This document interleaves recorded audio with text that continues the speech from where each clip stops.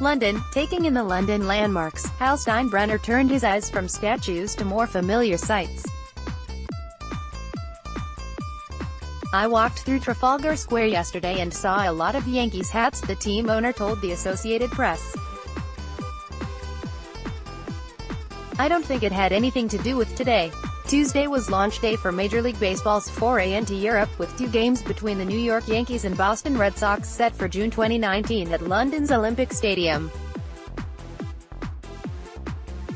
The Yankees cap spotted by Steinbrenner as he wandered by Nelson's column was a reminder that in so many parts of the world his team is more of a fashion brand than a 27-time champion. The aim is to change that with regular season games in London, moving baseball closer to its European fans and a new audience. "It's about introducing the sport by bringing the players," Steinbrenner said, "by bringing the greatest rivalry in baseball here. It won't be a one-off excursion into London for MLB. The intention is to emulate the NFL and NBA and send fixtures every year to the British capital."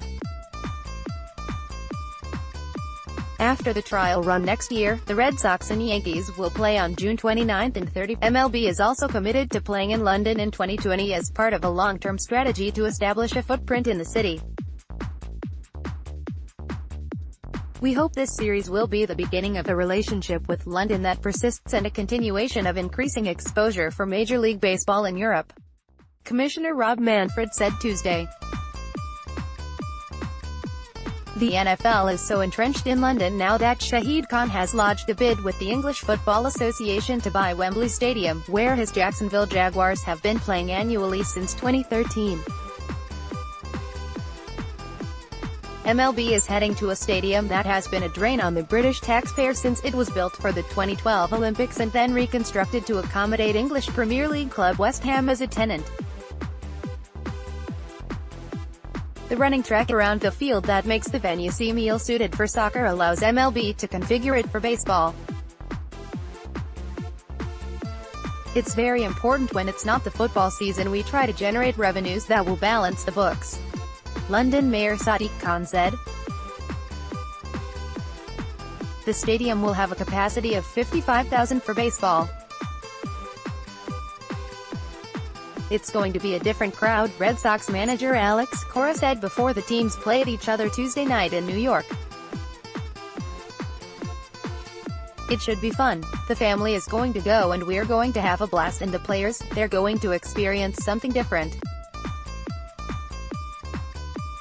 Everybody knows about the rivalry and how much it means over here, so they're going to have a taste of the rivalry over there in London." England is already a second home to John Henry, the owner of the Red Sox and Liverpool of the Premier League. Talks between Henry and Steinbrenner began more than 2 years ago about taking the Red Sox-Yankees rivalry across the Atlantic. "All of us here today look forward to hearing the cry, 'Play ball,' in London," Henry said at the MLB launch at a London cinema off Regent Street. Boston will be the home team for both games. By playing in London in June during the Premier League off-season, baseball is muscling into cricket territory. "We think there is an affinity with cricket," Manfred said. "There's a lot of carryover of that fan base into baseball.